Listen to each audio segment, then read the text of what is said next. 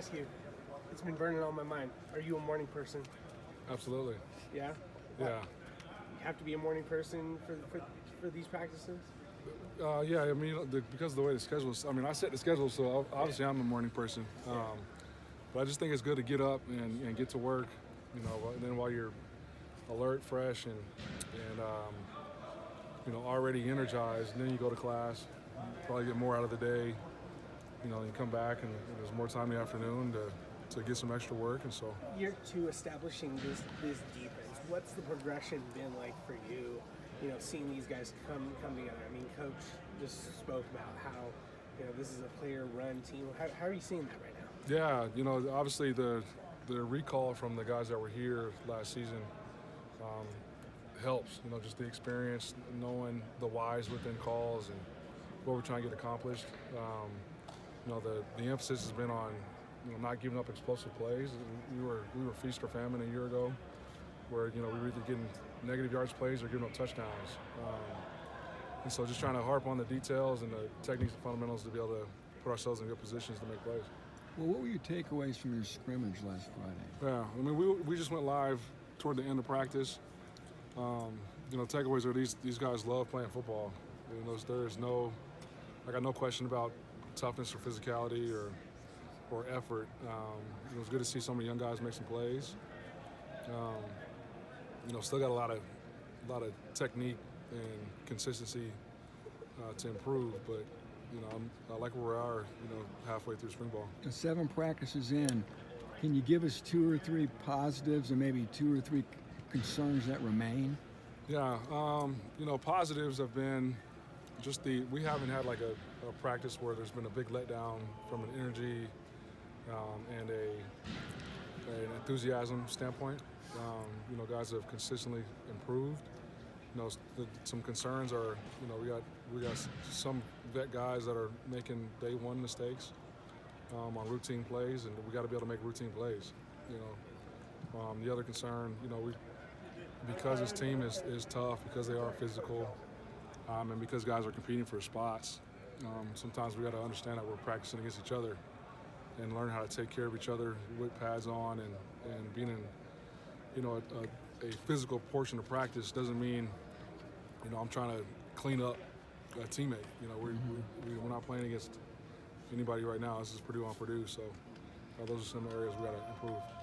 Can you talk about how, having this familiarity, a full spring to really, antiquate everybody? Can you, go into the importance of that and how this is helping this team right now and how it's going to, help moving forward? Yeah, hopefully it pays dividends in the fall.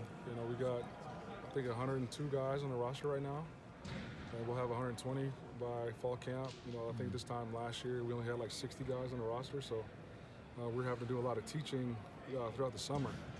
So you got guys that are new. I think we brought in 27 guys at mid-year, to get those guys inundated in the program and the standard of how we operate, and getting them,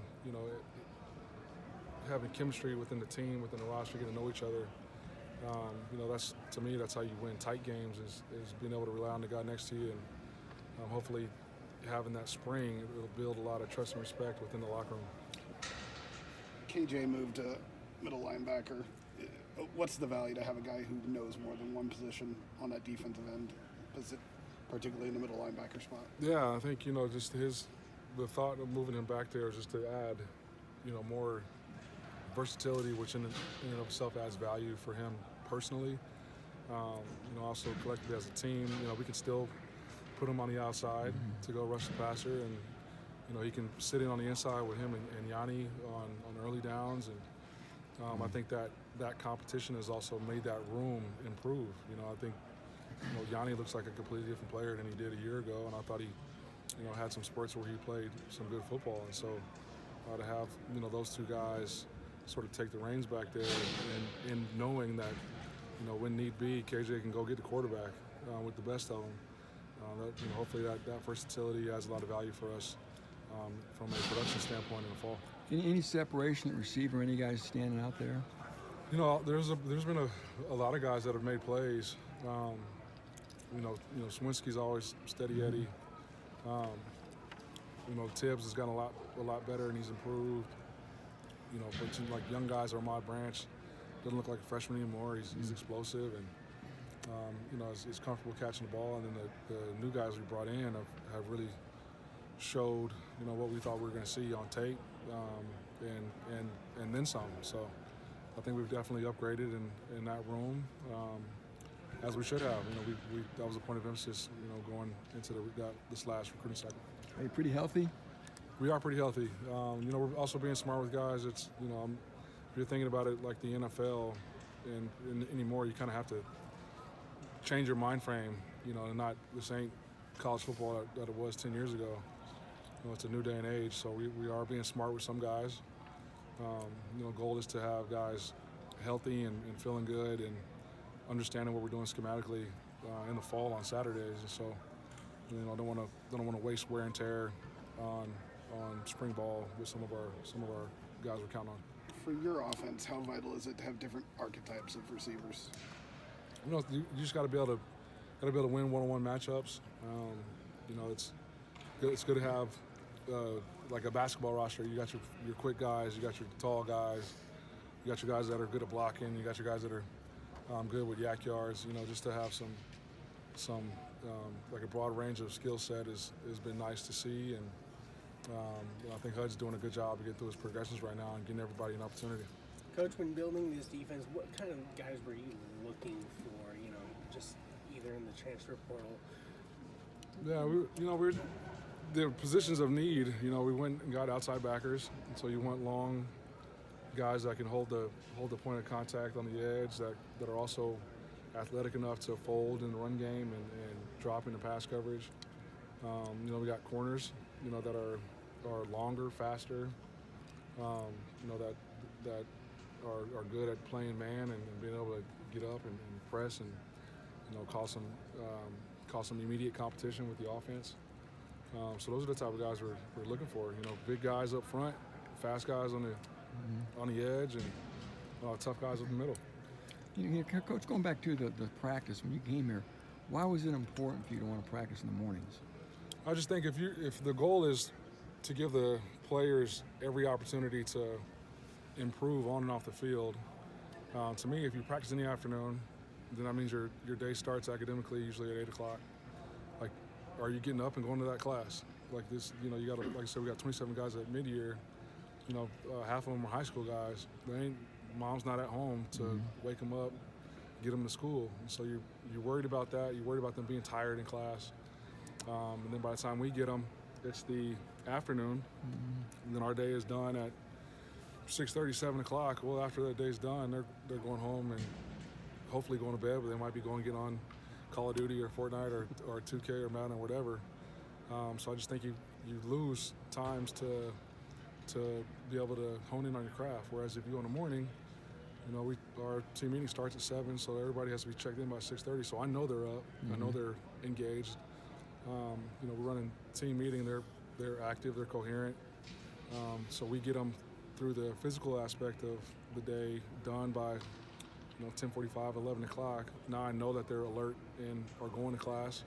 And so they go to class, go to study hall, and now all of a sudden their day's over at 5:36. Well, now they're not tired from going through a whole day. And so usually they'll come back and do extra film sessions or extra rehab or extra work in the weight room. So I just think it gives those guys a chance to maximize the time spent. Is it real tough to juggle that academically to get schedules to work? No, we're doing better academically than they have here in a long time. So it's definitely been beneficial. Is there something to success with other programs bleeding into the athletic department? Obviously, basketball's in the Final Four right now. Yeah, I think the momentum is awesome, and it just shows you what kind of potential Purdue has from an athletic standpoint. From our perspective, like if basketball can do it, like why can't we do it? Coach, So obviously this is a tight-knit community in and of itself, and Purdue is one of no egos and everybody being on the same page, and it is like a brotherhood. And so it's been awesome to see Painter and those guys go to work the way they've gone to work. what's the thing that you're hoping your players are taking away from the Final Four run that the men's basketball team is on right now? Yeah, just that it's possible, and it's possible to do it at Purdue. So if you play the right way, you work the right way, and have no egos, and are a team first, and you can accomplish everything you want to accomplish right here. Where are you going to watch the game Saturday? Where am I going to watch it? Hopefully in Phoenix. Anything else for Coach? No, we're good. Cool.